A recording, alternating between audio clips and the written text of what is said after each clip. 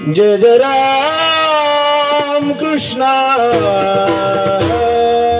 हरे हरे जय जय राम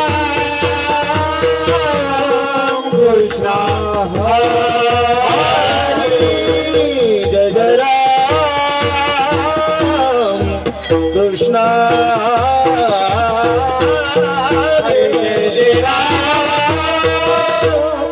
कृष्ण हरे हरे जय जय राम कृष्ण जय जय राम कृष्ण हरे जय राम कृष्ण हरे जय राम कृष्ण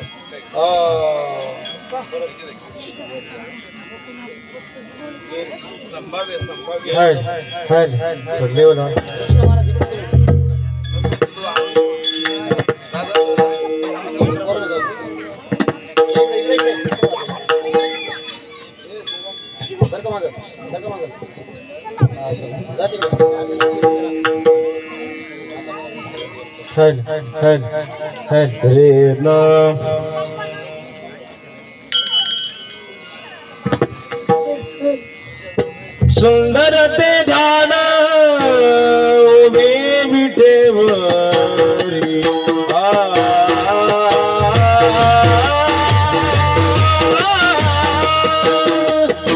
सुंदर ते ध्यान उभे विठेवरी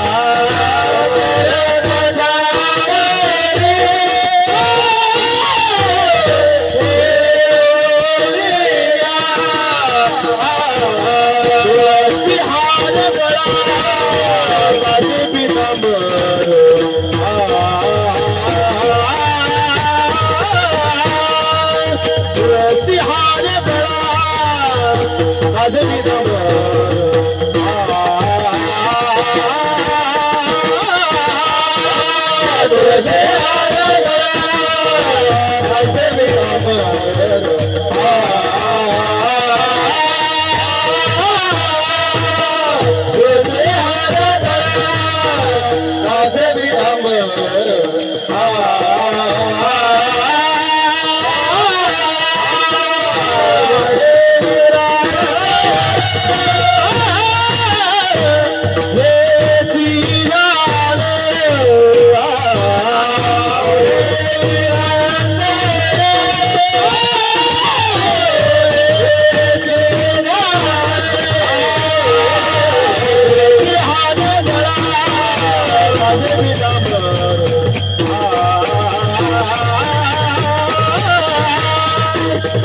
तुळसी हार गळा वाजवी डामर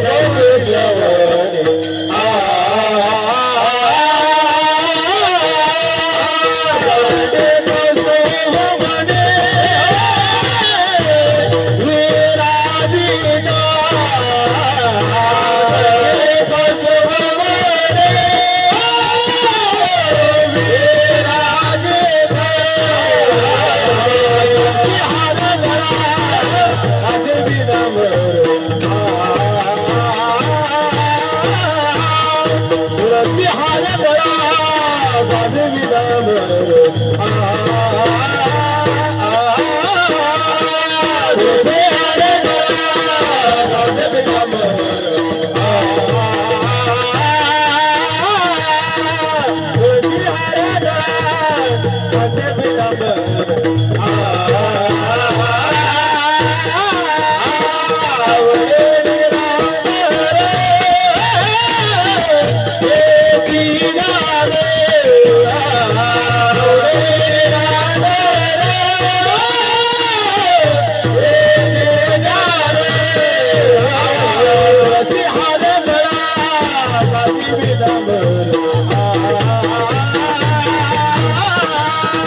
तुळसी हार गळा वाजवी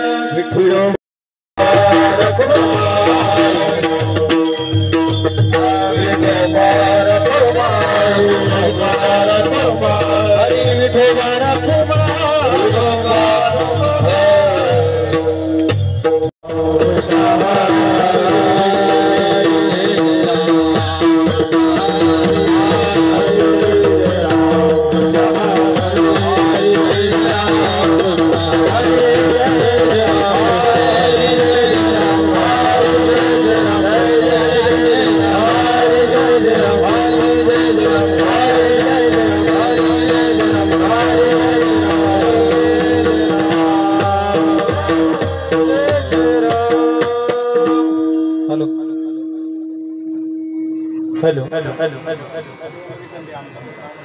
हेलो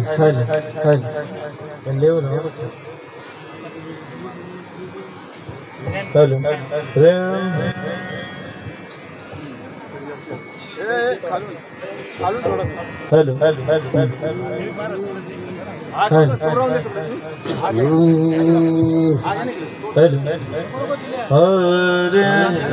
हेलो हेलो हेलो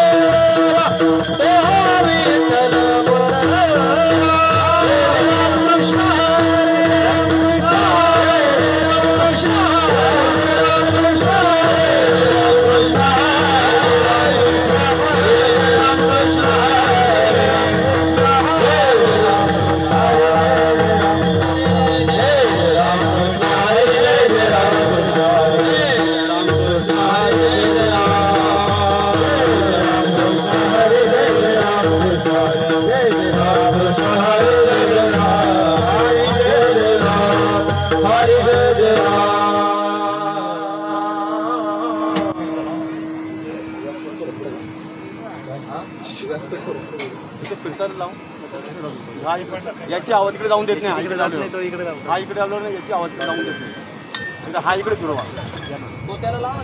हां ते सांगतो मी. थोडा तिरका कर ना गणेश. थोडा तिरका कर ना.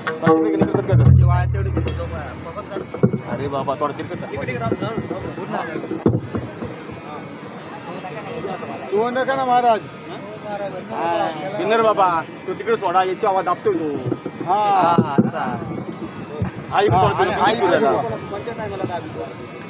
थोडा थोडा तिकडे सचिन बस बस बस जोडूनिया धना उत्तम जोडूनिया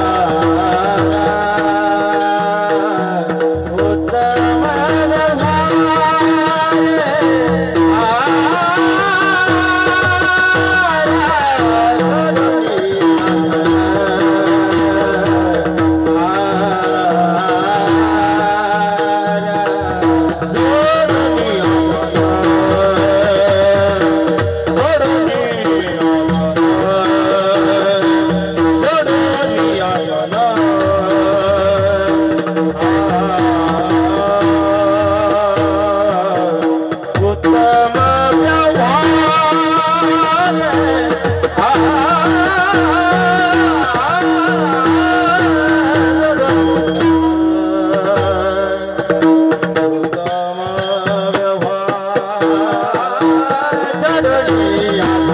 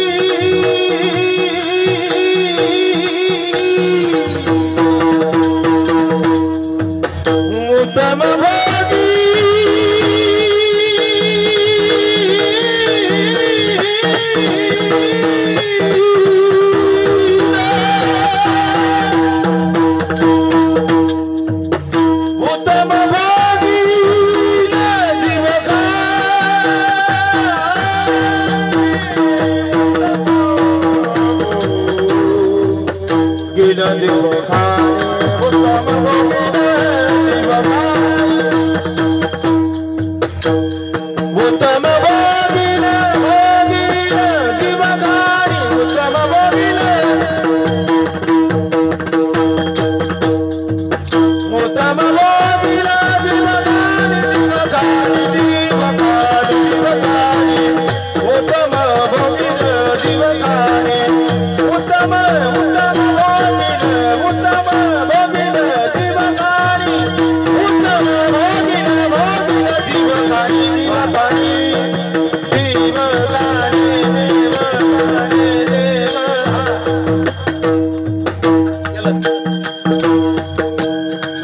उत्तम भोगिन जीवकानी उत्तम भोगिन जीवकानी उत्तम भोगिन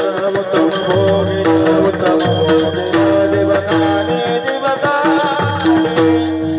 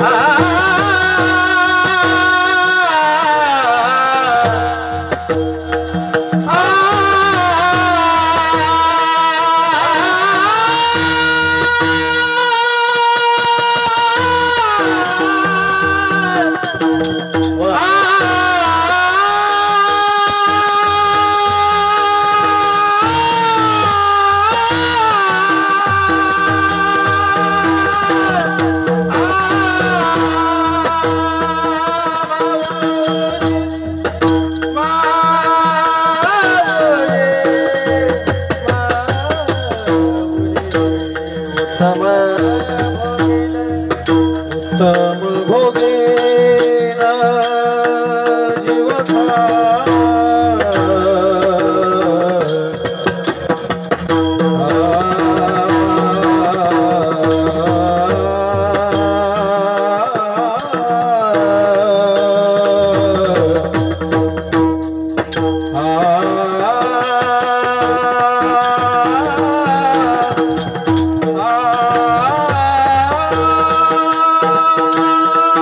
उत्तम भोगिन जीवकानी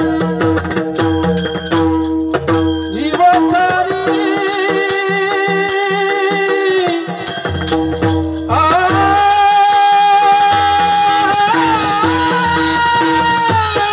उत्तम भोगिन उत्तम भोगेन उत्तम भोगीन जीव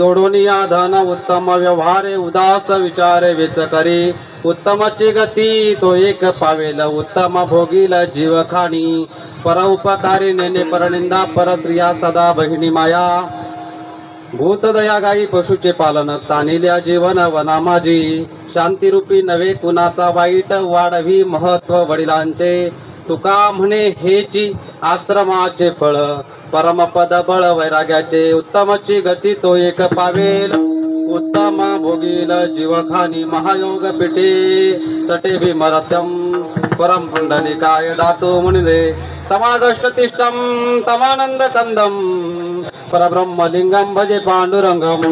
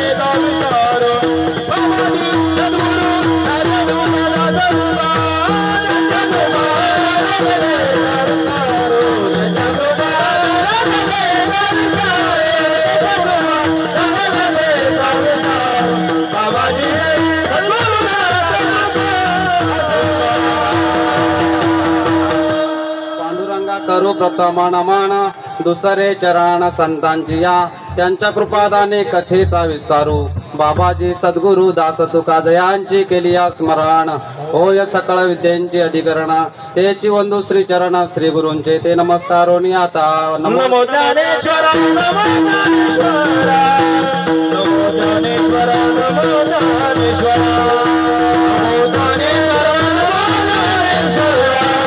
नमो ज्ञानेश्वर नमो ज्ञानेश्वर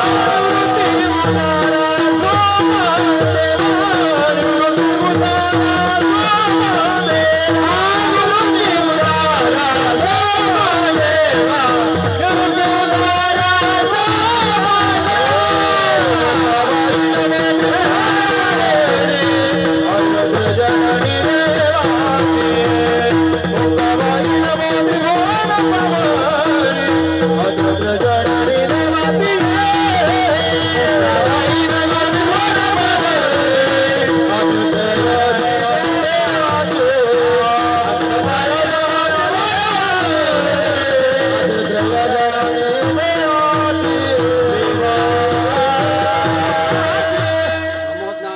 नमो ज्ञानेश्वरा निवृत्ती उदारा सोपान देवा जयाच्या जनी जन्म नामार्थ झाला जयाने सदा वासना मात केला जयाच्या मुखी सदा नाम कीर्ती नमस्कार माझा सद्गुरु श्रीपाद मूर्ती श्री गुरु चरण सरोज रज निज मन मुकुरु सुधारी बरनव रघुबर विमल जस उजोदायक फलचारी बुद्धिहीन तनु जानिके सुमिरो पवन कुमार बल बुद्धि विद्या देव मोही हरव कलेस विकार आता माझ्या भावा अंतराय नको देवा आले भागाते करीतो तुझे नाम उच्चारितो सेवे लागी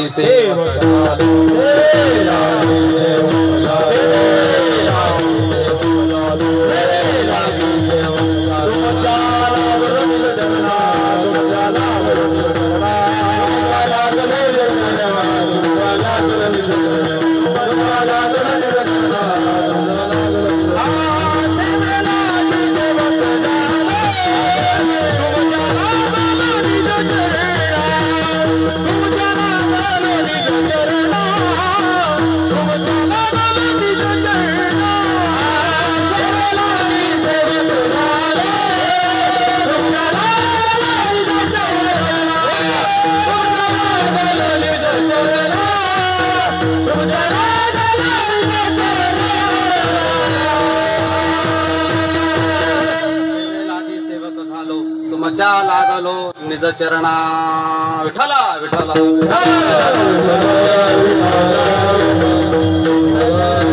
जोडोनिया धन उत्तम व्यवहारे जोडोनिया धन उत्तम व्यवहारे उदास विचारे वेच करी उत्तमची गती तो एक पावेल उत्तम भोगील जीवखानी प्रस्तुत कीर्तन रूपी सेवेसाठी अथवा कीर्तन रूपी निरूपणासाठी निवडलेला अभंग या भूतलावर जर जीवांचा उद्धार करण्यासाठी अवतीर्ण झालेले संत त्यापैकी जगदवंदनी जगद्गुरु देहू निवासी संत श्रेष्ठ तुकोबराय यांचा माणसाने जन्माला आल्यानंतर काय करायला पाहिजे नवे माणसाला 4 पुरुषार्थ महत्वाचे सांगितले त्यापैकी धर्म अर्थ काम आणि मोक्ष या 4 पुरुषार्थ जीवनामध्ये कशा प्रकारे वापरायचे किंवा हे 4 पुरुषार्थ लक्षात ठेवून जीवन कसं व्यतीत करायचं तुम्ही म्हणशाल बाबा याचा अर्थ तुम्ही कसा सांगाल की 4 पुरुषार्थ त्यांनी सांगितले बघा धर्म सांगितला धर्म करताना आपण काय करायला पाहिजे भूत दया गायी पशुचे पालन आपल्याला धर्म करायला सांगितला अर्थ कसा सांगितला जोडोनिया धन उत्तम व्यवहारे अर्थ कसा कमवायचा हे सांगितलं धर्म अर्थ काम परस्त्रिया सदा बहिणी माया तिसरं सांगितलं आणि मोक्ष हे जर तुम्ही जर केलं तर काय होईल तुका म्हणे हेची आश्रमाचे फळ आणि काय परमपद बळ वैराग्याचे असा या अभंगातून धर्म अर्थ काम मोक्ष हे सर्व सांभाळून माणसाने जीवन कसं व्यतीत करायचं आणि मोक्षापर्यंत कसं पोहोचायचं हा असा सरळ भावार्थ या अभंगातून सांगितलेला आहे आणि यावरती आपण निरूपण करण्याचं पुढील राहिलेल्या वेळामध्ये चिंतन मांडण्याचा मी प्रयत्न करणार आहे विठ्ठला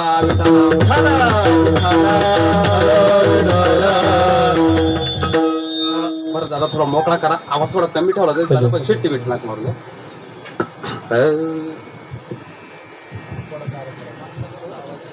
लय पातळ झाला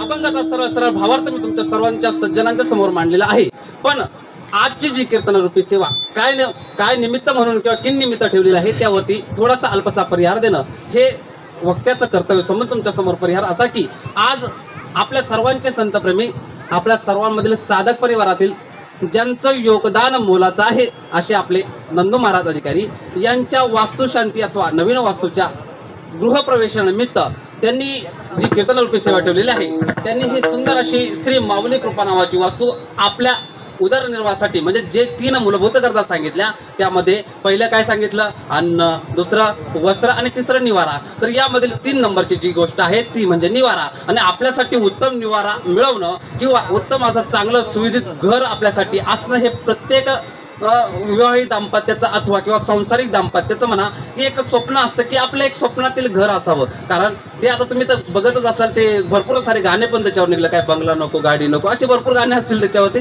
तर घर हे विषय आहे आणि त्या घराला महत्व एक मिळवून दिलं एक स्वप्न प्रत्येकाचं असतं की जीवनात काही नसलं शक्यतो पुरुषांपेक्षा महिलांचं जास्त स्वप्न असतं की एक बाहेर घर असावं गावाच्या बाहेर असावं गावाच्या बाहेर म्हणजे सरळ आंब्याच्याही बाहेर. पण एक चांगलं घर असावं असं प्रत्येकाचं एक स्वप्न असतं आणि त्या स्वप्नाला साकार करत आज बाबांनी एक सुंदर अशी वास्तूची निर्मिती केली आहे. आणि आपल्या हिंदू धर्म संस्कृती किंवा धर्म संस्कृतीनुसार जे वास्तू आपण स्थापित करतो त्या वास्तूला पूर्णपणे वास्तू शांती करून त्या किंवा वास्तू शांती करून गृहप्रवेश करावा अशी शास्त्राने सांगितल्याप्रमाणे आज बाबांनी हा सुंदर असा कार्यक्रमाचं नियोजन करून वास्तुशांतीचा कार्यक्रम केलेला आहे. आणि वास्तुशांती झाल्यानंतर एक सुंदर असं गोड असं चिंतनाचा किंवा कीर्तनाचा नामसंकीर्तनाचा कार्यक्रम या ठिकाणी आयोजित केला आहे. त्या निमित्तानं आपण सर्व माझ्यावरती अथवा महाराजांवरती नंदूबाबांवरती प्रेम करणारी मंडळी या ठिकाणी खूप दूरवरून मंडळी आलेली आहेत. त्यामध्ये त्यांचे काही नातेवाईक असतील, गावातील त्यांच्यावरती प्रेम करणारी साधक मंडळी असेल. विशेष करून सर्वांची नावं घेणं शक्य नाही, पण आदरणीय गुरुवर्य गुरुजनांचं नाव घेणं महत्त्वाचं समजून हरिभक्त पारायण आमचे डोंगरे बाबा असतील, त्याचबरोबर हरिभक्त पारायण सचिन महाराज डोंगर असतील, गावावरून आलेले आमचे बाबा शरद बाबा आणि त्यांचं बालगोपाळ मंडळ, त्याचबरोबर आमचे काशीनाथ बाबा, आमचे शिंदे बाबा, दादा, म्हणजे नवीन नवीन चेहरे आज दिसत आहेत म्हणून त्यांची नावं उल्लेख करतो. बाकी सर्व माझ्यासाठी रोजच आहेत. आमचे आज दादा पण दिसत आहेत, मोठे दादा, दत्तू दादा. खूप प्रेम असतं त्यांनी आमच्यावरती केलेले आहेत. त्याचबरोबर 2-3 दिवस मागच्या 2-3 कीर्तनाला आम्हाला जो चेहरा कायम कमी वाटत होता आमच्या नानी, तेही आज दिसते रामकृष्ण हरी. या सर्व मंडळी असतील. त्याचबरोबर गावातील आज मला वाटतंय बऱ्यापैकी म्हणजे दरवेळेस ज्या संख्येने महिला असतात त्यापेक्षा आज जरा जास्त संख्येने आहेत आणि जास्त संख्येमध्ये बऱ्यापैकी आज तरुण वर्ग मला जास्त दिसतोय. आणि त्यांच्या विचाराला जे पटेल किंवा त्यांच्या विचाराने जे मान्य असेल असं सुसंस्कृत म्हणा किंवा वैज्ञानिक रूपाने कीर्तन करण्याचा मी प्रयत्न करेल. कारण आज जर आपण पुरातन काळातील कथा जर सांगत गेलो ना बाबा शिंदे बाबा, पुरातन काळातील जर आपण कथा सांगत असाल ना, तुम्हाला पटतात, मला पटतात, आदरणीय गुरुजन मंडळीला पटतात. पण बाबा खरं सांगा, नवीन तरुण मंडळीला पटतात का? आपण जर म्हणलो रावणाला 10 डोके होते, यांना पटल का? काय पण सांगतो म्हणेल. बाकी एका तोंडाने खात होता, 9 तोंडाने काय करत होता? बरं, त्या 9 तोंडाला जोडायला मान होती, ती कुठून होती? असे अनेक विचलित प्रश्न त्याच्या समोर उभे राहतात. म्हणून त्या गोष्टी ते सांगून त्याच्यावरती पुन्हा कीर्तन वाढवण्यात मजा नाही. जे त्यांना पटेल, सुयोग्य असेल, थोडक्यात ते म्हणतात ना आमच्या किशोर बाबा कायम सांगत आता शॉर्टकट स्वीट, त्याप्रमाणे तुमच्या समोर मांडण्याचा प्रयत्न करेल. विठाला विठाला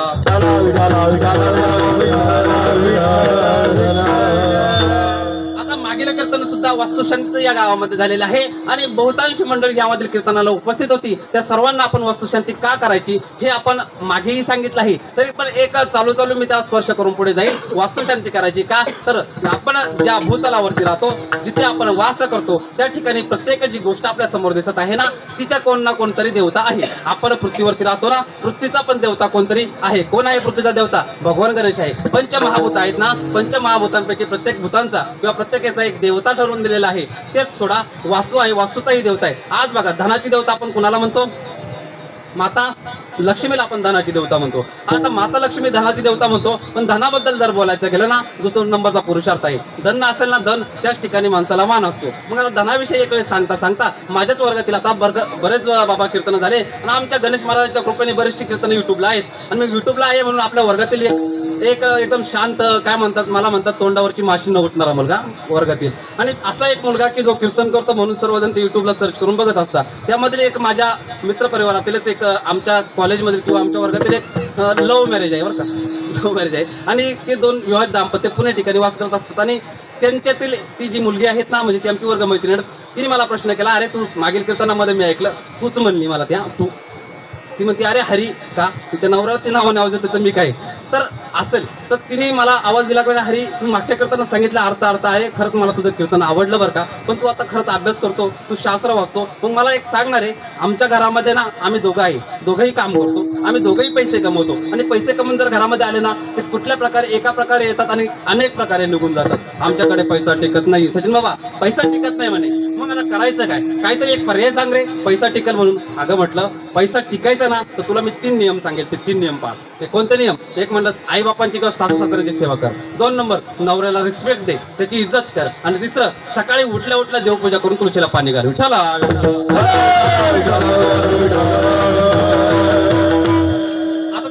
तुळशीला तर मी रोजच पाणी घालते. म्हणलं तुळशीला रोज पाणी घालते, पण एक काम कर, कुकू लावून पाणी घालायला दा. ती म्हणलं कुकू लावायचा काय नियम आहे? म्हणलं त्यामध्ये शास्त्र आहे. का? म्हटलं तुझं जे कपाळ आहेत ना, तुझं जे कपाळ, तू जो विचार करते ना, त्या विचारामध्ये तुझ्या विधीनता आलेली आहे. आणि ते विधीनता येऊन तू घरातील आई वडिलांचा किंवा म्हाताऱ्या सासू सासऱ्यांचा तू रिस्पेक्ट करत नाही. का? तर तुझे विचार भरकटले गेले. मग त्यासाठी काय करू? तुझी बुद्धी चंचल झाली पाहिजे. आणि कुंकू जे आहे ना बाबा, कुंकूमध्ये पारा नावाचा पाऱ्यासारखा एक प्रकार असतो. तो जर आपण त्या ठिकाणी लावला, म्हणजे महिलेनी, बरं का, आपण नाही, महिलेनी लावायचा असतो. आणि महिलेनी लावल्यानंतर तिची ज्या रक्ताच्या शिरा असतात, वेन्स म्हणतो आपण, त्या वेन्सला एक प्रचलित ताकद मिळत असते. आणि त्यामुळे मेंदू व्यवस्थित पद्धतीने चालून सुविचार आपल्या शरीरामध्ये येत असतात. आणि त्या कारणाने कुंकू लावायचा असतो. मग ती म्हटली ठीक आहे, मी कुंकू लावून पाणी घालीन. आणि अजून काय करायचं? नवऱ्याची इज्जत करायची. मग नवऱ्याची इज्जत कशी करू? म्हणे काहीच नाही, रोज काय करता, नवरा आला का त्याचे पाय दाबायचे. संध्याकाळी तो थकून येतो ना बिचारा, त्याचे पाय दाबायचे. ती म्हणते मी दाबल, पण मला याच्यासाठी एक वैज्ञानिक कारण सांग, पाय का दाबायचे? म्हणलं ठीक आहे, त्याचं पण वैज्ञानिक कारण तुला सांगेल. मग सांग म्हणे. मी त्याला कारण सांगितलं. अगं तुझे हात जे आहेत ना, ते हात म्हणजे इथपासून इथपर्यंत हा आपला तळ हाताचा प्रकार आहे ना बाबा, तर तळ हाताच्या प्रकारामध्ये तिथून तू त्याचे पाय दाबते, बरोबर ना? मग पाय दाबल्यानंतर मला सांग कसं झालं. दुसऱ्या दिवशी त्यांनी सांगितलं, मी त्याच्या गुडघ्यापासून पायापर्यंत पाय दाबले आणि हाताने दाबले, बरोबर ना? म्हटलं बघ, आता तुला काय कशासाठी तू हा प्रश्न केला? धनासाठी ना? मग धनासाठी तुला सांगतो, तू त्याचे पाय दाबते गुडघ्यापासून पायाच्या बोटापर्यंत. मग तिथपर्यंत पाय दाबत असताना त्या ठिकाणी तो शरीराचा जो भाग आहेत ना, मी आता तुम्हाला सांगितलं, धनाची देवता लक्ष्मी, अजून देवता मी तुम्हाला पुढे स्पीडमध्ये सांगून जाणार आहे. तसंच ते पायामध्ये ना एक शुक्राचा वास असतो. कुठून? गुडघ्यापासून तर पायाच्या नाकापर्यंत, डोंगरावर, बरोबर ना? पाय तिथपर्यंत एक शुक्राचा वास असतो. आणि तुझ्या हातामध्ये आहे ना, हाताच्या पंजामध्ये शनी वास करत असतो. आणि शनीचा प्रभाव ज्यावेळेस शुक्रावर पडतो ना, त्यावेळेस काय होतं? लक्ष्मीची बरसात होत असते. मग आपण तर ती म्हणते बरोबर आहे, तू जर सांगत असाल ना तर ते पण बरोबर आहे, पण पुरावा आहे ना. म्हटलं तू बघ, भगवान विष्णू ज्यावेळेस बसत असतात ना, त्यावेळेस लक्ष्मी काय करते? त्यांचे आपण फोटो बघत असतो ना, काय करते? पाय दाबते ना. मग पाय दाबत असते. मग ती लक्ष्मी कुठं वास करत असते? भगवान विष्णू पाशी. का? तर भगवान विष्णूचे पाय दाबत असताना ज्यावेळेस शुक्रावरती शनीचा प्रभाव पडत असतो ना, त्यावेळेस धन आपल्याकडे येत असते. असं तिला सांगितलं तर तिने टाळी वाजवली. हा बाबा, ऐकताय ना? तिने टाळी वाजवली अशी. आणि तिने काय म्हटले, असं असेल ना तर मी इथून पुढे रोज त्यांचे पाय दाबल. काय कराल? तुम्ही पण दाबायचे बरं का. मग पाय दाबल म्हटली. ठीक आहे म्हटलं, आता तू हे नियम नित्यनियमाने चालू कर. मग नित्यनियमाने तो नियम चालू केल्यानंतर 1 महिन्यानंतर मी भेटायला गेलो. आणि महिन्यानंतर भेटायला गेल्यानंतर त्याचे जे मित्र होते ना आजूबाजूचे, ते सगळं म्हणे अरे तो येत होता आपल्याकडे, पण आता यायचा बंद झाला. म्हटलं यायचा बंद झाला, नक्कीच काहीतरी बदल झाला असेल. मग मी त्यांच्या घरी गेलो. आणि घरी गेल्यानंतर मग काय झालं बाबा, सचिन बाबा, घरी गेल्यानंतर तो आला समोर माझ्या. पण येताना कसा आला असेल? लंगडत आला पुढे येऊन बसला. मग ती आली चहा घेऊन हसत. म्हणलं अगं तुला हसते, काय झालं नक्की? अरे बाबा तू एक नंबर म्हणे महाराज आहे, खरंच महाराज झाला म्हणे तू. म्हटलं झालं काय? अगं तुझ्यासारखा महाराजच नाही म्हणे. अरे बाबा झालं काय? नाही तुला काहीतरी काळा निळ येतंय. म्हणलं मला काळा निळ काही येत नाही, मला फक्त डवळं येतंय. म्हटलं तू सांग काय झालं? नाही म्हणे माझ्यात खूप बदल झाला. काय? अरे तुझे धन आणत होता ना, तू सांगितलं ना धन कमावण्यासाठी पण नवऱ्याचे पाय दाबायचे, मी रोज याचे पाय दाबते. तो तिकडे डोक्याला हात लावून बसलेला, थोडं केला मी रोज यांचे पाय दाबते. आणि आमच्या घरामध्ये ना खरंच धन थांबायला लागलं बरं का, धन खरंच थांबायला लागलं. आणि मग काय झालं, तो मित्रच, त्याला माझ्यावर विश्वास नाही पण तिला विश्वास बसला. ती म्हणते धन साचायला लागलं. मग म्हटलं कसं केलं? मी रोज याचे पाय दाबते. मग ती घरात गेली. मग तो जवळ येऊन बसला. अरे काय म्हणे खोटं सांगतो म्हणे तू. म्हणलं काय? अरे तू खोटं सांगितलं. मग तो काय? तू तिला पाय दाबायला सांगितलं ना, तिने माझे एवढे पाय दाबले, एवढे माझे पाय डायरेक्ट सुजून गेले. माझे पाय डायरेक्ट सुजले. मला चालता येत नाही. आणि मला चालता येत नाही म्हणून मी बाहेर जात नाही. बाहेर जात म्हणून खर्च होत नाही. मग धन काय झालं? अरे ते कसं साचू, पण धन साचलं. लक्ष्मीचा प्रभाव कसा असेल पण तो झाला. वैज्ञानिक कारण आहे का नाही? वैज्ञानिक कारणावर उदाहरण पण आहे. विठ्ठला तिने पाय सुजवले, तुम्ही तोडू नका म्हणजे झालं. विठ्ठला धनाची देवता तुम्हाला सांगून दिली. त्याच्यानंतर ज्ञानाची देवता आहे सरस्वती. सरस्वती ही ज्ञानाची देवता आहे. त्याचप्रमाणे धरती म्हणजे पृथ्वीची देवता, धर्माची देवता आहे गोमाता. त्याच्यानंतर भक्तीची देवता आहे पार्वती. आणि आपण आज ज्या वास्तूची या ठिकाणी स्थापना केलेली आहे ना, त्या वास्तूची एक देवता आहे, ती म्हणजे वास्तुदेवता. विठ्ठला त्या वास्तुदेवताची आपल्याला शांती करायची. मग शांती का करायची? मागेही मी तुम्हाला भरपूर कारण सांगितले होते. आजही त्या कारणाला मी स्पर्श करून जाईल की वास्तू ज्या ठिकाणी बांधतोय ती जागा आपली नाही, म्हणून त्या जागेवरती आपण जे उत्खनन केलं त्या धरणी मातेची माफी मागण्यासाठी वास्तुशांती करायची. दुसरी आपण त्या ठिकाणी वास्तू स्थापन करतो करत असताना त्या ठिकाणी जे काही वास्तव्य करत होते, जीव जंतू भूत पिशाच काय काय असेल ते मागे मी सांगितलेलंच मी जास्त स्पर्श करणार नाही. तर त्यांची शांती किंवा त्यांना तिथून मुक्तता मिळण्यासाठी वास्तुशांती करायची. तिसरी म्हणजे आपण घरासाठी वीट वाळू दगड वगैरे जे काही वस्तू वापरल्यात ना त्यांच्यामध्ये जे काही दोष असतील ते दोष आपल्या घरात आले असतील असं सांगता उदाहरण देईल. बाबा मागच्या वेळेस सांगितलं नव्हतं, वाळू जे असते ना, वाळू आपण बघत असतो, वाळू जे असते ना, वाळू आपण हळूच जर अशा हातावर जे घेतले ना, त्या वाळूमध्ये आपल्याला सफेद प्रकारचे कण दिसत असतात आणि ते कण जर आपण हाताने असे टिचले ना तर काय होतं, भुगा होत असतो. ते सफेद जे कण असतात ना, कसले असतील ते असतात माणसाचे हाडं.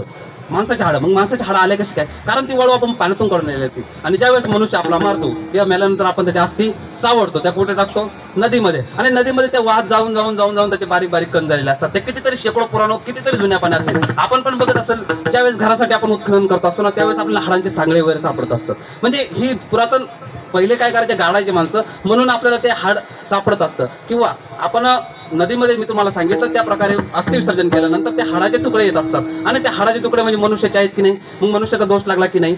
बरं, असं मी सांगितलं. एक जण काय म्हणतो, हुशार माहिती का, आम्ही कच वापरली होती. अरे कच जरी वापरले असेल ना तरी सुद्धा तो दगड निर्माण होण्यासाठी दगडाचा इतिहास बघा.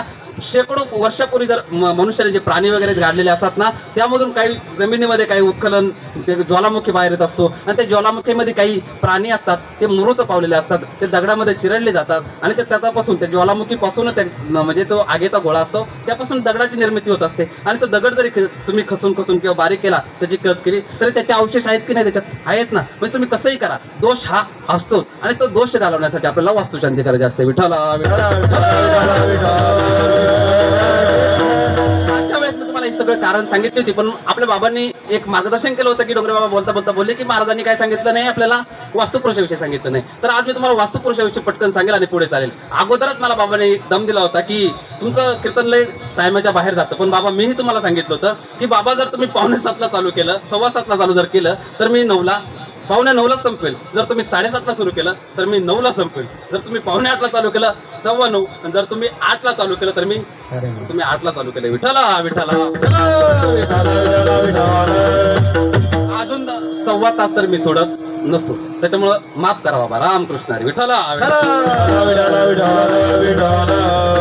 वास्तुपुरुष, वास्तूचा देवता असतो वास्तुपुरुष. आणि वास्तूचा जो वास्तुपुरुष असतो ना, त्याला आपल्याला घरामध्ये स्थापित करायचं असतं. वास्तुपुरुषाला कसं स्थापित करायचं, कुठं करायचं हे तुम्हाला सगळ्यांना माहित आहे, पण चालू मी तुम्हाला सांगून जाईल. वास्तुपुरुष हा आला कुठून, या भूतलावरती एक अंधकासूर नावाचा राक्षस, बरोबर आहे बाबा डोंगरेबा, अंधकासूर नावाचा एक राक्षस होता. आणि तो राक्षस त्या ठिकाणी त्याने उन्माद माजवलेला होता. आणि उन्माद माजवल्यानंतर तो राक्षस प्रवृत्तीचा, तो मनाला येईल तसं करायचा. आणि याला पूर्णपणे देवता असेल भूतलावरची, स्वर्गात, मृत्यूत, पाताळ लोकांमध्ये सर्वजण त्याला त्रस्त झाले होते. महाराज सर्वजण त्रस्त झाले होते.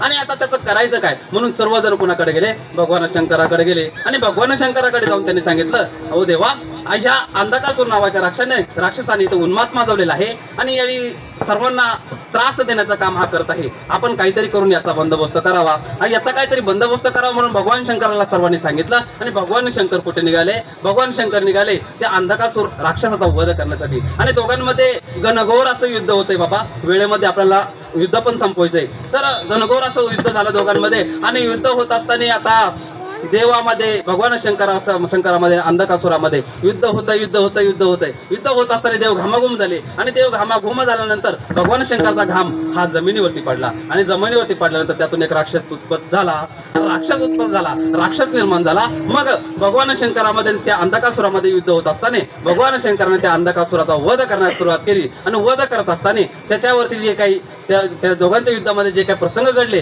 त्यातून त्या अंधकासुराच्या रक्ताचा थेंब किंवा रक्त जमिनीवरती पडू लागलं. पण जमिनीवरती पडून देत नव्हता कोण, तो भगवान शंकराच्या घामातून निर्माण झालेला राक्षस. आणि त्या राक्षसाने ते रक्त प्राशन केलं. त्याची भूक वाढू लागल्यानंतर भगवान शंकराने मारलेला तो अंधकासूर नावाचा राक्षस आहे ना, तर त्याला पूर्णपणे मारल्यानंतर तो भूतलावर यायच्या अगोदरच त्याला खाऊन फस्त करून टाकलं त्या घामापासून बनलेल्या राक्षसाने. विठ्ठला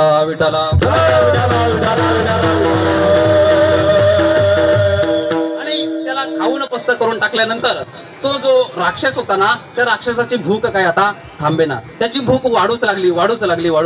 भूक वाढते कशी, आत्ताच्या आत्ताच्या राक्षसांसाठी. आत्ताचे राक्षस म्हणजे आपल्याला माहिती कोण आहे, त्यांची भूक कधी थांबत नाही. रस्ता खाय, संडास, बाथरूम काय, बांधारा काय, पत्रे असे असतात काही त्या प्रवृत्तीनुसार. उदाहरण आहे त्या प्रवृत्तीप्रमाणे काय असतात तर तशी त्याची भूक भागतच नाही आणि तो नुसता ते अंधकासुराचं पूर्ण शरीर खाऊन फस्त करूनही तो थांबत नाही. मग आता करायचं काय? मग त्याने काय केलं, जभूतलावर जे काही जडजीव आहेत ना त्या जडजीवांना खाण्यास सुरुवात केली. त्यांना तो खाऊ लागला. त्यांना खाता खाता तो देवगणावरतीही आक्रमण करू लागला आणि त्याला मग सर्वजण देव त्रस्त झाले आणि सर्व देव त्रस्त होऊन ब्रह्मदेवाकडे गेले आणि ब्रह्मदेवाकडे जाऊन सांगू लागले की असा एक राक्षस उत्पन्न झालाय आणि तो सर्व जडजीवांना त्रास देत आहे. आणि एवढंच नव्हे तर देवगणातील देवांनाही तो त्रास देण्यात किंवा भस्म करण्यात खाण्यास तो सुरुवात केली आहे त्यांनी. तर याच्यावरती आपण काहीतरी करा म्हटल्यानंतर ब्रह्मदेवाने आज्ञा दिली. ब्रह्मदेवाने विचार केला आणि सांगितलं की तो जो राक्षस आहे ना त्या राक्षसाला तुम्ही सर्वजण अशा प्रकारे खाली जमिनीवरती पाडा किंवा दाबा आणि त्याच्यावरती बसा की तो हालचाल करू शकत नाही. विठ्ठला विठ्ठला.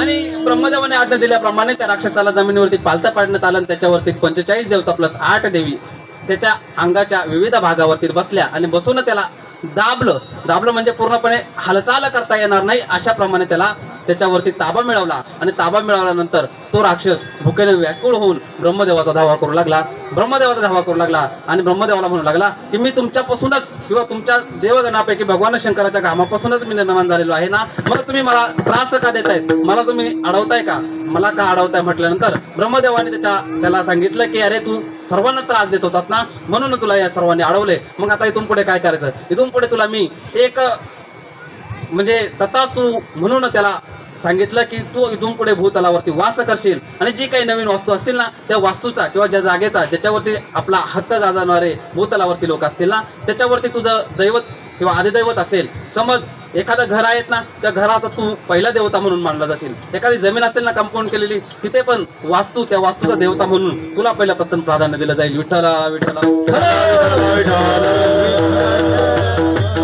तुला प्राधान्य दिलं जाईल आणि तुझी शांती केल्याशिवाय कोणतंच कार्य सुफल किंवा सुजलाम सुफलाम होणार नाही असं त्याला सांगितल्यानंतर मग त्याला भगवान ब्रह्मदेवाने सांगितल्याप्रमाणे वास्तुदेवता म्हणून त्याची स्थापना झाली. आणि वास्तुदेवता आजही आपल्या धर्मसंस्कृतीमध्ये आपण जे काही नवीन वास्तू उभारत असतो ना, वास्तू उभारत असताना त्या वास्तुदेवताला जसं पालतं जसं झोपवलं होतं ना त्याप्रमाणे आपण आपल्या घरामध्ये आग्नेय कोपऱ्यामध्ये जागा देत असतो. आणि आग्नेय कोपऱ्यामध्ये जागा देऊन त्याचे काही विधिवत त्याला जे काही दान द्यायचं असतं, सोन्याचा दांडा असेल, मोती काय भरपूर प्रकारचे त्यामध्ये आपले गुरुदेव असतात, ब्राह्मण असतात ते त्याला देऊन त्या ठिकाणी स्थापित करत असतात. आणि त्याच्या नावाने घरामध्ये आपला एक नारळ ठेवत असतात. घरामध्ये बांधलेला नारळ असतो तो त्या याच्यासाठी म्हणजे त्या देवतासाठी त्या ठिकाणी ठेवलेला असतो. विठ्ठला विठ्ठला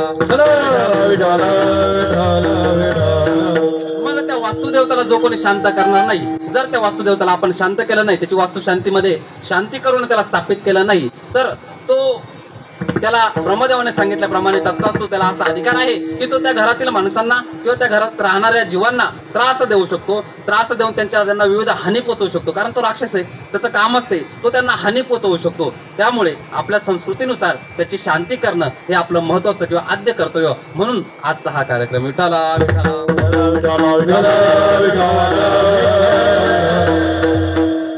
आणि मग त्याची शांती झाली, वास्तूची शांती झाली, जमिनी किंवा भूमातेची शांती झाली, या सर्वांना शांत केलं. मग आपलं काय, आपण त्या घरामध्ये वास्तव्य करणार आहोत ना, मग आपण इथून मागं काय केलं किंवा आतापर्यंत आपण काय करत आलो, तर आपण जे काय करत आलो तर आपले सुद्धा शांती करणं किंवा आपलेही दोष हरण करणं हे आपलं काम आहे की नाही. मग ते हरण करण्यासाठी, दोष हरण करण्यासाठी काय काय करावं लागेल, काय करावं लागतील, कितीतरी सायास करावं लागतील. सायास नाही करावं लागणार, ललगती सायास जावे वनांतरा सुखे येतो घरा नारायण, सुखे तो घरा नारायण, ललगती सायास जावे वनांतरा सुखे येतो घरा नारायण. काय करायचं, नाम संकीर्तन साधन पै सोपे जळतील पापे जलवारी, जळतील पापे जलवारी,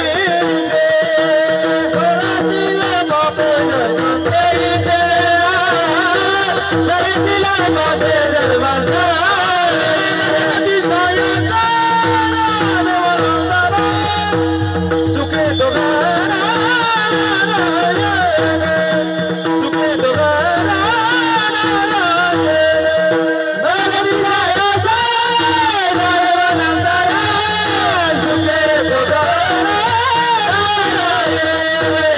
सुखे येतो घरा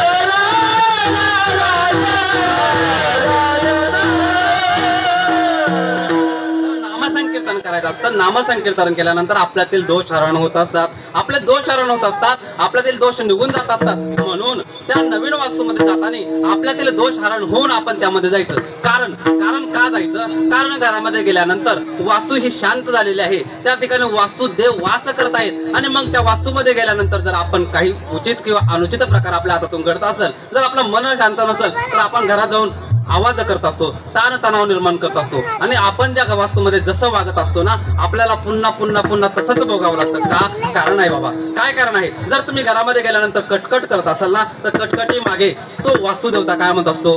तथास्तु.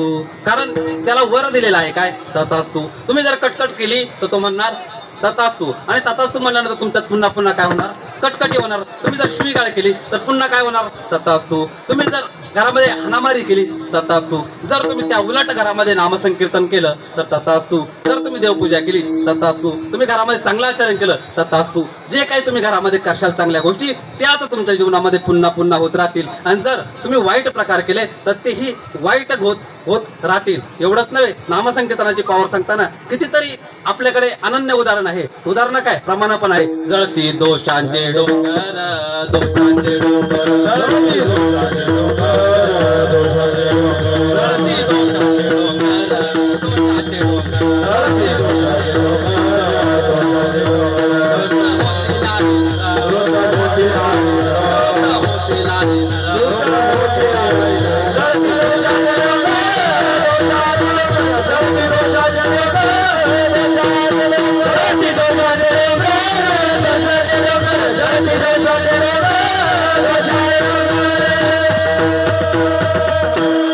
आपल्यामध्ये जे काही दोष आहेत ना, ते दोष पूर्ण जाळून टाकण्याचं काम कोण करत असतं? नामसंकीर्तन करत असतं. म्हणून वास्तू शांती झाली. वास्तू आपण आपल्या गुरुजींकडून शांत करून घेतली, वास्तूची पूजा करून घेतली. पण आपलं मन, आपलं अंतकरण आपल्यातील दोष घालवण्यासाठी काय करत असतं? जळती दोषांचे डोंगर, शुद्ध होती नारी नर. नारी असू नर असू, आपण कोणीही जरी असेल तर आपले दोषांचे डोंगर जळून आपण शुद्ध होण्यासाठी एकच काम आहे. कोणतं? नामसंकीर्तन साधन पैसोपेन जळतील पापे जन्मांतरीचे. तर ज्या प्रकारे आपण शुद्ध होऊन त्या वास्तूमध्ये जाऊ आणि गेल्यानंतर आपण तिथून पुढे न लागती सायाचं जावे वनांतरा, काही करायची गरज नाही. सुखे येतो घरा नारायण. आपल्या घरी सुख येईल, समृद्धी येईल आणि ती सुख समृद्धी घरामध्ये आणली तर वास्तुदेवता आपल्याला आशीर्वाद देतील. तथास्तु. आणि त्या प्रकारे आपल्याला आशीर्वाद दिला तर आपल्या जीवनामध्ये वाईट प्रसंग, दुःख आपल्याला भोगायला येणार नाही. कारण ही आहे. म्हणून काय करायचं? नामसंकीर्तन साधन पैसोके. आपल्याला जे नाम मिळणार आहे, आपल्याकडे जे नामसंकीर्तन आहे त्याचा जप करणे, घरामध्येही करणे. कारण घरामध्ये जर केला तर त्याचा आपल्याला आशीर्वाद मिळणार आहे. म्हणून आपण जीवनामध्ये सतत नामसंकीर्तन करत राहावं. नामसंकीर्तन म्हणजे काय बाबा? नुसतं कीर्तन धोतर घालून फेटा बांधून या ठिकाणी उभं राहून कीर्तन करणं हे नामसंकीर्तन नाही. नामसंकीर्तन म्हणजे आपण आपल्याशी साधलेला संवाद. आपण आपल्याशी साधलेला संवाद. कारण आपण कोण आहे? आपण देह. आणि आपल्याशी म्हणजे आपल्यामध्ये जो बसलेला आहे तो भगवान परमात्मा आहे. त्याच्यासोबत साधलेला संवाद तो कशाने साधला जातो? तो नामाने साधला जातो. त्याचं नामस्मरण ज्यावेळेस करतो त्यावेळेस त्याच्यात आणि आपल्यात संवाद होत असतो. आपण त्या ठिकाणी विरक्ती पावत असतो आणि विरक्ती पाहून आपल्या त्याच्यामध्ये ज्यावेळेस संवाद होतो ना, त्यावेळेस म्हणतात आपला आपल्याशी संवाद होणे. आणि आपला आपल्याशी संवाद त्या ठिकाणी त्या वास्तूमध्ये जर झाला ना, तर आपले पापे जे आहेत ते जळून झाल्याशिवाय किंवा जळून गेल्याशिवाय राहणार नाही. विठ्ठला विठ्ठल.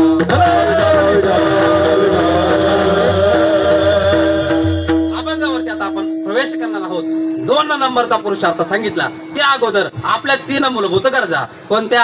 अन्न, दुसरा वस्त्र आणि तिसरा निवारा. या 3 मूलभूत गरजा सांगितल्या. त्यामधील अन्न कसं असावं? शुद्ध असावं. शुद्ध अन्न असण्यासाठी आपण काय केलं पाहिजे? सात्विक आहार सेवन केला पाहिजे. आणि सात्विक आहार कसा हो? सात्विक आहार कसा सेवन करायचा मागेही सांगितलं. आता चालू मी सांगून जाईल. सात्विक आहार म्हणजे आपण अशा व्यक्तीच्या हातून अन्न प्राशन करावं की जी व्यक्ती तिच्या मनामध्ये काही वाईट विचार किंवा क्रूर विचार ठेवून स्वयंपाक बनवणार नाही. म्हणजे मग तिने कसा? तिने सरळ उदाहरण आहे. तिने नाम जपत किंवा भगवान परमात्म्याचं नाव घेत जर स्वयंपाक बनवला तर तो सात्विक आहार हा नक्कीच आहे, यामध्ये शंका नाही. मग आता सात्विक आहार आपण आपण सेवन करावा. 2 नंबर अन्न सेवन केलं. आता 2 नंबर वस्त्र कशी परिधान करावी, वस्त्र चांगली परिधान करावी, आपलं पूर्ण अंग झाकेल अशी परिधान करावी, हे आम्ही सांगून थकलो, पण कळत नाही. मग कळण्यासाठी काय करावं लागतं? बघितली कालची आपण, कोणती होती, स्नेहा होती का, कोण होती ती, काय नाव होतं गणेश महाराजांचं? अहो 21 चाकू घुसले, चाकू 21, डोक्यात दगड घातले 5-6 वेळेस, तरी आपण बघतो त्यांच्याकडं. काय ही परिस्थिती आली? ही परिस्थिती का आली? तर आपण आपला धर्म जपला नाही. आणि धर्म जपण्यासाठी आपण काय केलं पाहिजे? धर्माचे रक्षण केले पाहिजे. करणे धर्माचे रक्षण, करणे अखंड आपल्याला धर्माचं रक्षण आपण केलं पाहिजे. जर आपण आपल्या धर्माचे पालन करती पाखंड खंड,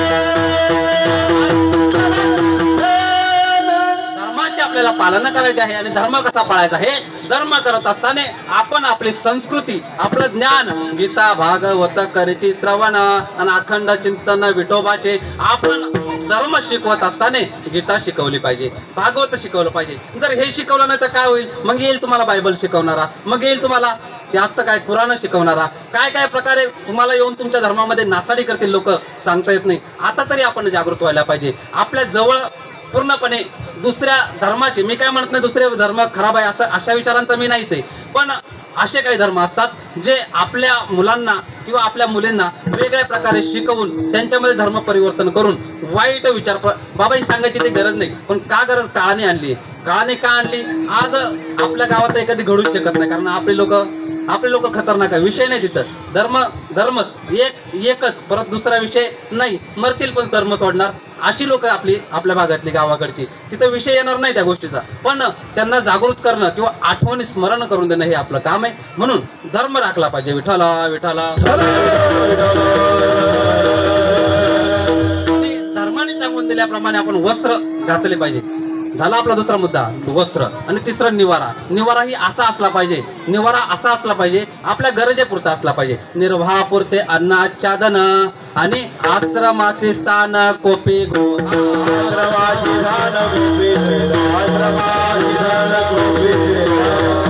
निर्वाहापुरते अन्न, निर्वाहापुरते आच्छादन आणि आश्रमाचे स्थान कोपी गुहा. आपल्याला फक्त राहण्यासाठी किंवा आश्रमाचे स्थान म्हणून एक गुहा किंवा घराची निर्मिती केली पाहिजे. अन्न, वस्त्र, निवारा या 3 गोष्टी झाल्या. आणि मग आपण आता वळू पुरुषार्थाकडे. पण पहिला पुरुषार्थ सोडून मी तुम्हाला दुसरा पुरुषार्थ पहिले सांगेल. दुसरा पुरुषार्थ कोणता? तर अर्थाशिवाय अर्थ नाही.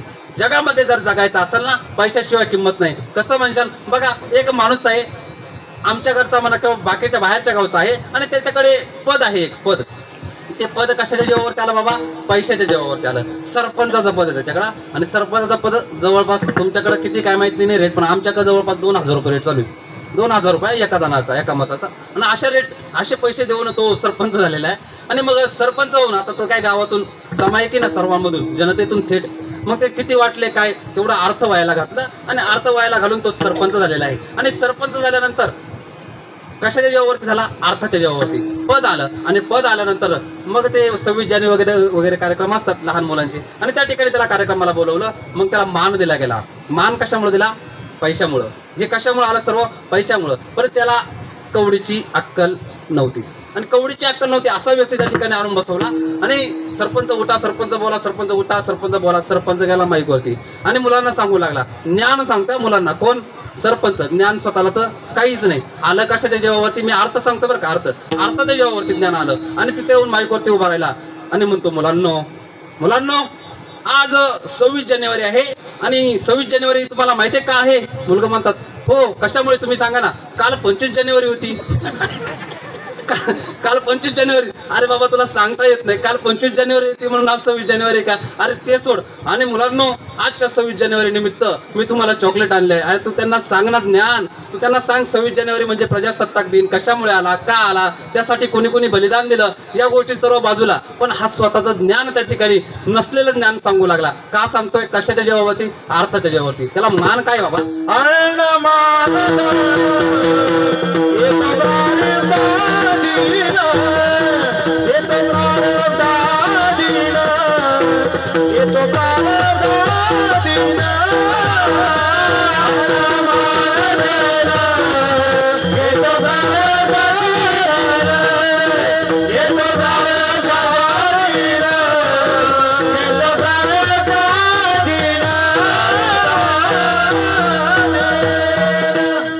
जे मिळालं ना ते त्या प्रारब्धामुळे मिळालं. काय मिळालं? अन्न मान धन. अन्न मान आणि धन हे कशामुळे मिळत असतं? तर प्रारब्धामुळे मिळत असतं. आणि ते पण अशा व्यक्तीला मिळतं ना ज्याला गरज नाही. मग ते काय असतं? त्याला का मिळत असतं? तर त्यासाठी त्याचं पुण्य कारणीभूत असतं. विठ्ठला विठ्ठला विठ्ठला विठ्ठला विठ्ठला.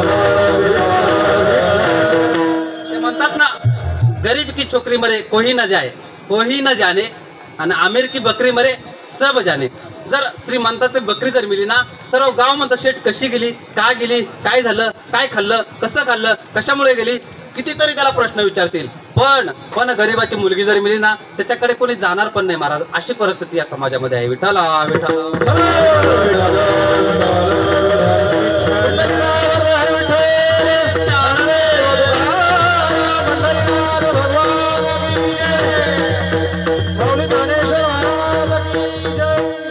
मोठ्या मोठ्या लोकांची नावं त्या ठिकाणी लोक घेत असतात का? तर पैशाच्या जीवावरती. पैसा आहे ना म्हणून त्यांना किंमत आहे.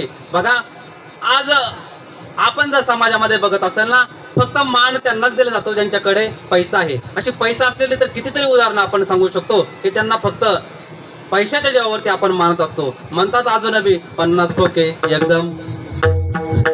कशामुळे पद आलं असेल? पैशामुळे आलं. बघायला काय मी नव्हतो, पण असू शकतं, सांगता येत नाही. विठ्ठला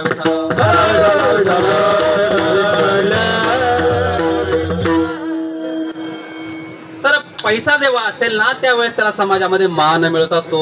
मान मिळायला पैसा कारणीभूत असतो. म्हणून अर्थाची सर्वात गरज असते. पण अर्थ कसं कमावं यालाही किंमत असते. बघा, एक गावातील माणूस आहे, खूप पैशाने श्रीमंत आहे, पैशाने खूप श्रीमंत आहे आणि मरणाची शेवटची वेळ आली, शेवटची मरणाची वेळ आली. त्यावेळेस भगवान परमात्मा त्याला दर्शन देतो आणि दर्शन देऊन म्हणतो, अरे आता वेळ आली आहे, तुला आता या ठिकाणून जायचं आहे, तुला या ठिकाणून या मृत्यू लोकातून परलोकामध्ये जायचं आहे, तुझी शेवटची वेळ आहे, आता मी तुला घेऊन जाणार. आणि घेऊन जाणार त्यावेळेस तो श्रीमंत मनुष्य म्हणू लागतो, देवा तू मला न्यायला आलास ना, मला नक्की ने, पण मला 1 सेकंद अजून दे, कारण मला फक्त माझ्या मुलाला खुणवायचे पैसे कुठं ठेवलेत, फक्त मला बोटाने दाखवायचे त्याला पैसे कुठं ठेवलेत, फक्त 1 मिनिट दे. कारण घरामध्ये असंख्य फरच्या होत्या आणि एका फरचेखाली पैसा गाडलेला होता. कशामुळं?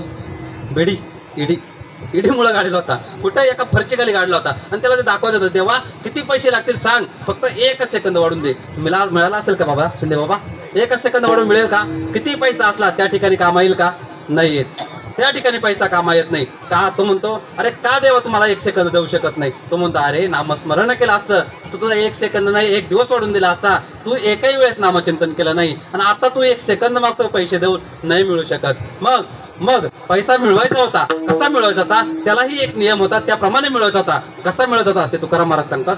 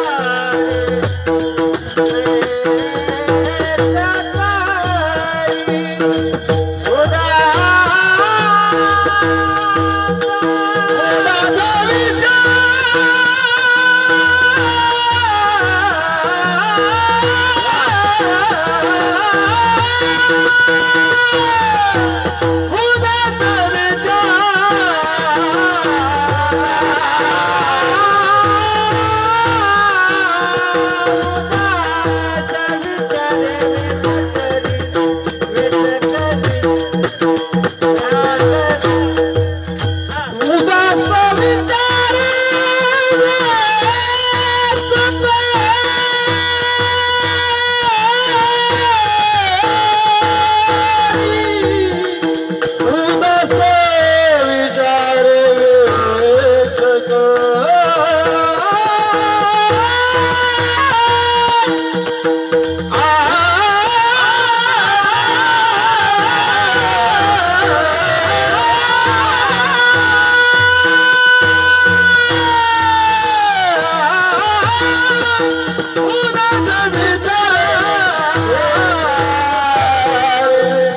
उदास विचार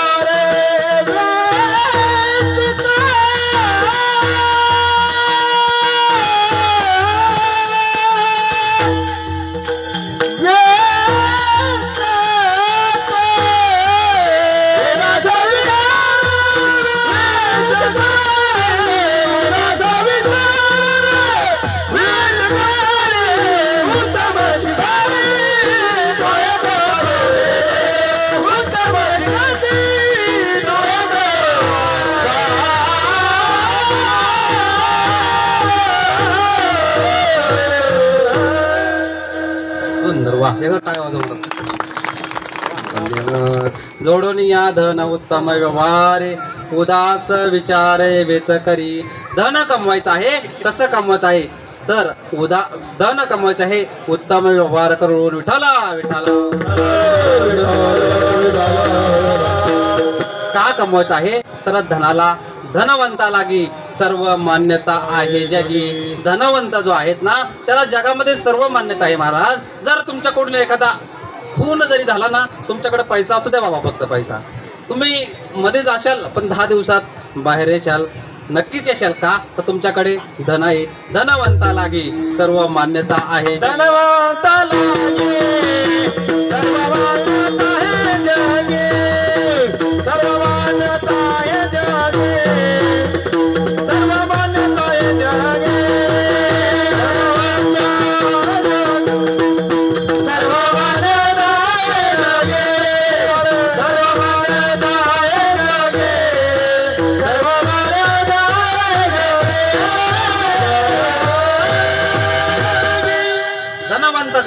जगामध्ये सर्व मान्यता आहे कारण त्याच्याकडे पैसा आहे. बरं का सर, अरुण सर, धनवंताकडे पैसा जर असेल ना माणसाकडे तर त्याला सर्व मान्यता असतात. बरं या ठिकाणी आताच चालत आले का सर? आताच नाही, पुरातन काळापासून चालत आहे. बडो न की होत बडाई, गरीब को पूछे ना कोही, हनुमत कितनी गिरी उठाए, गिरिधर कहे ना कोही. हनुमताने किती जरी डोंगर उचलले ना तरी त्याला काय म्हणतात? गिरिधर म्हणतात. का हो? मग गिरिधर कुणाला म्हणतात? देवाला म्हणतात. का म्हणतात? त्याने काय डोंगर उचलला का? भगवान श्रीकृष्णाला आपण गिरिधर म्हणतो. का? का किती डोंगर उचलले? छोटासा डोंगरला हात लावला त्याला आपण गिरिधर म्हणतो. आणि भगवान हनुमंतरायाने एवढा मोठा डोंगर उचलला पण त्याला गिरिधर म्हणत नाही. बडोन की होत बडाई, गरीब को पूछे ना कोई, हनुमत कितनी गिरी उठाए, गिरिधर कहे ना कोई. विठला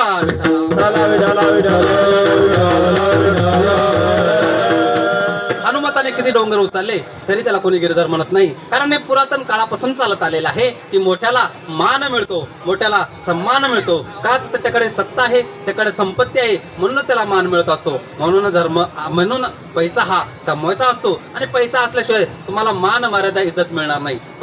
पण पैसाच कमावले मान मर्यादा इज्जत मिळतात का? नाही मिळत महाराज. मग मान मर्यादा इज्जत इथे मिळत असते कुठे? तर या ठिकाणी मिळत असते. इथे लहान असो, मोठा असो, नारी असो, न असो, कोणी पण असो, या ठिकाणी त्याला मान्यता असतेच. त्या ठिकाणी त्याला मोठेपण असतं. म्हणून हा संप्रदाय आहे. म्हणून आम्ही वारकरी आहोत. म्हणून आपण या ठिकाणी मिळून जे कार्य करत आहोत ना ते कार्य म्हणजे प्रत्येकाला मानच आहे. प्रत्येकाला मान जरी नसला ना तो आतमधून समाधानी आहे. पैसा तुमच्याकडे किती असेल, पैशाने तुम्हाला सुख मिळेल, पैशाने तुम्हाला सुख मिळेल, पण तुम्हाला समाधान मिळणार नाही. आणि समाधान कशाने मिळेल? तुम्हाला समाधान यानेच मिळेल. का? कारण इथं तुमचे विचार शुद्ध होतात. विचारा वाचून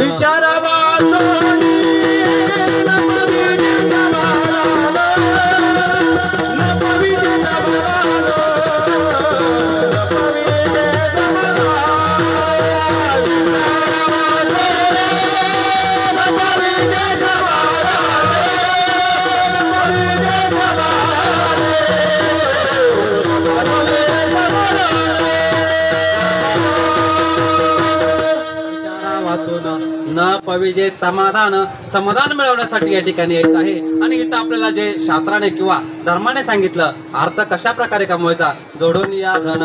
उत्तम व्यवहार आहे, उत्तम व्यवहार करायचा आहे. उत्तम व्यवहार म्हणजे कसा, कोणाची अंतकरण दुखावणार नाही, म्हणजे आपल्याकडून कोणाला दुःख पोचलं जाणार नाही. आपल्याकडून माझ्याकडून तुम्हाला सुख मिळत नसेल ना मिळू दे, पाप लागणार नाही. पण माझ्याकडून जर तुम्हाला दुःख मिळालं ना तर नक्कीच पाप लागल्याशिवाय राहणार नाही. विठ्ठला विठ्ठला. म्हणून जीवन जगत असताना काय करायचंय तर दुसऱ्याचं अंतकरण दुखावलं जाईल असं आपल्याकडून होऊन द्यायचं नाही. आपण जर एखादा व्यवहार किंवा एखादा व्यवसाय जर करत असेल ना, त्या व्यवसायामध्ये कोणाची फसवणूक करायची नाही. त्या व्यवसायामधून तळतळाट आपल्याला लागेल असं काही कृत्य करायचं नाही. म्हणजेच काय करायचंय, उत्तम व्यवहार करायचा आहे, त्यालाच उत्तम व्यवहार म्हटलं. म्हणून जोडून या धन, असं धन आपण जोडलं पाहिजे, उत्तम व्यवहार केला पाहिजे. आणि नुसतं ते संचय करून ठेवला नाही पाहिजे, तर त्याचं काय केलं पाहिजे, उदास विचारे वेच करी, त्याचा खर्च केला पाहिजे. विचार कुठल्याही प्रकारचा न करता खर्च केला पाहिजे. मग खर्च कुठल्या ठिकाणी करायचं असं एका ठिकाणी सांगितलं महाराज. एक महाराज खुश झाले आणि म्हटले ना, तुम्ही सांगितलं उदास विचारे वेच करे, मी सांगितलं तुम्ही अशा ठिकाणी खर्च करा, धर्मासाठी खर्च करा, तुम्ही लोककार्यासाठी हितासाठी खर्च करा. एखाद्या मुलीचं लग्न आहे ना, त्या ठिकाणी त्याचा बाप अडकलाय ना, त्या ठिकाणी खर्च करा. असं सांगितल्यानंतर सप्त्यामध्ये एक जण फॉर्म मध्ये उठला आणि म्हटला, महाराज पुढच्या वर्षीची पंगत माझ्याकडून. घरी गेलो काय झालं असेल महाराज, त्याने विचार तिथं केला का नाही, पण घरी गेलो विचार करावा, सोडला ना चांगला नेऊन. विठ्ठला विठ्ठला.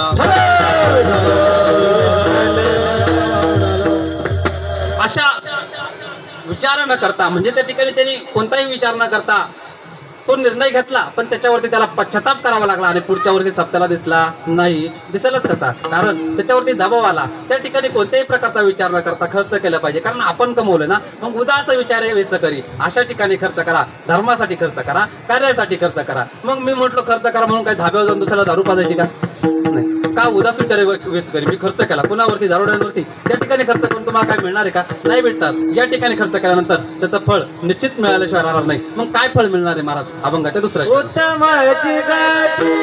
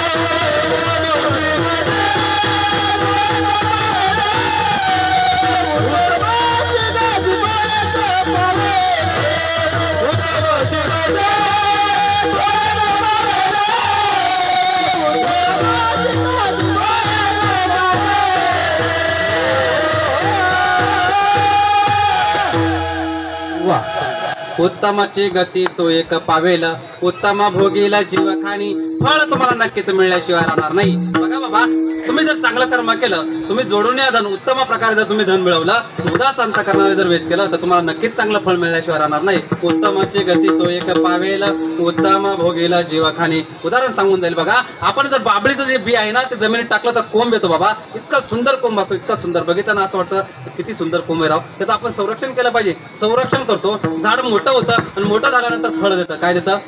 काटे देतं, लांब लांब काटे. जेव्हा पायात घुसतं तेव्हा कळतं याचं फळ कसं होतं. असे फळ देतं. त्या ठिकाणी जर आंब्याचा असेल कोंब छानच असतो, पण जेव्हा तो मोठा होतो ना त्यावेळेस सुंदर मधुर असे काय देतो? आंबे देतो. सेवन करायला किती गोड लागतात तो कर्म बाबा, लागतात की नाही? चांगलं कर्म, चांगलं फळ. फळ कसं भेटलं? चांगलं मिळलं. काटा बाबळ लावली, काटा भेटला. त्याच्यामुळे काय करायचं? चांगलं कर्म करायचं, उत्तम गतीने, उत्तम वेच करायचंय, धन उत्तम मार्गाने, उत्तम व्यवहाराने मिळवायचंय. तुम्हाला चांगलं फळ भेटल्याशिवाय राहणार नाही. काय भेटेल चांगलं फळ? उत्तमाची गती तो एक पावेल उत्तम भोगीला जीवखानी. असं कर्म करायचंय. एकदा सर्वांनी एका तालात एका सुरात भजन करायचंय. सर्वांनी ताट बसायचे, हसले सगळे जरा मस्त सुंदर. वा विठोबा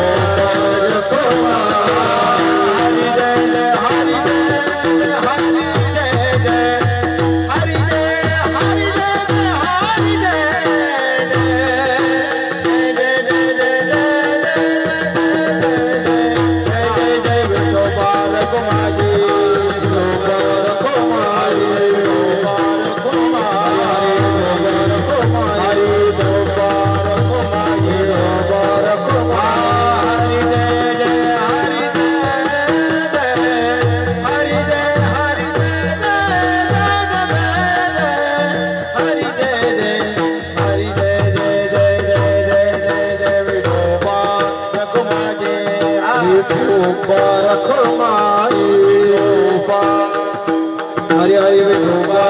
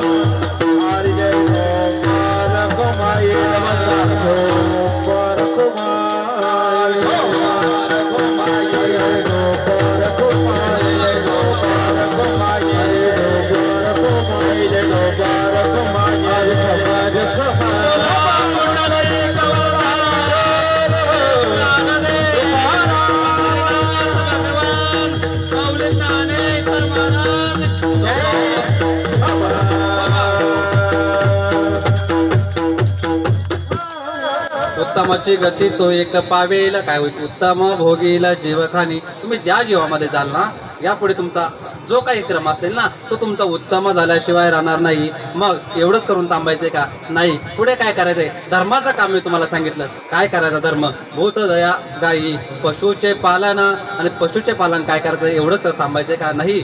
ज्याला तहान आहे ना, ज्याला तहान लागली त्याला पाणी द्यायचे.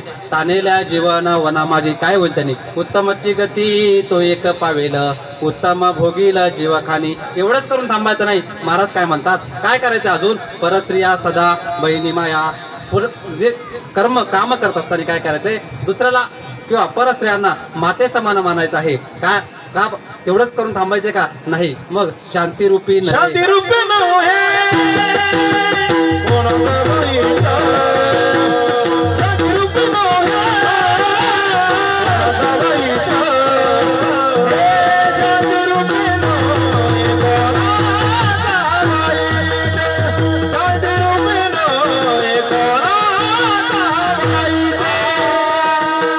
शांतिरूपी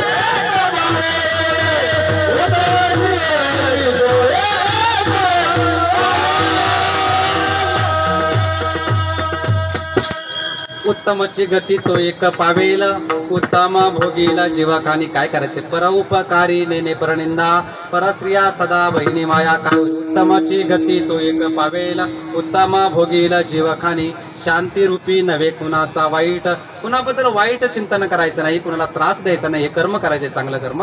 आता महाराज सांगायचं गेलं ना 2 मिनिटं अजून घेऊन जाईल. कर्म माणसाला कर्म म्हणजे काय तेच कळत नाही पाप म्हणजे काय कळत नाही पुण्य म्हणजे काय कळत नाही.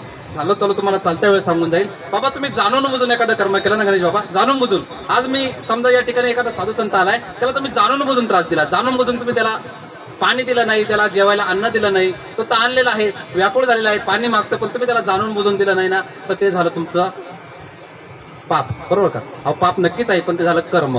ते कर्म झालं का तुम्ही जाणून बुजून केलं म्हणून ते झालं कर्म. कर्माचं पाप आहे पण ते कर्म आहे.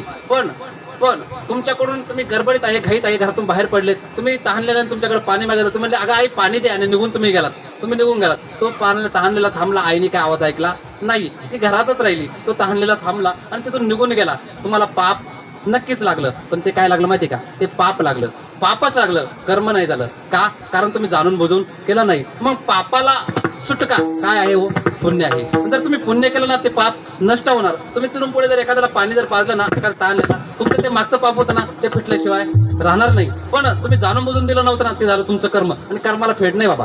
कर्माला फेड नाहीये. पापाला पुण्याने फेडू शकतात पण कर्माला कशाने फेडू शकत नाही. तुम्ही म्हणता सत्कर्म सत्कर्म केल्यानंतर पुण्य नक्कीच होईल पण हे कर्म फिटणार नाही. विठाला विठाला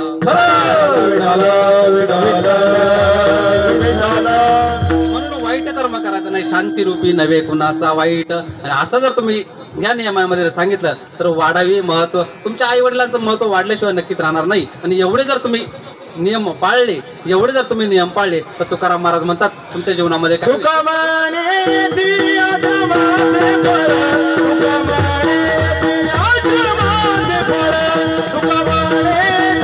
आश्रमाचे फळ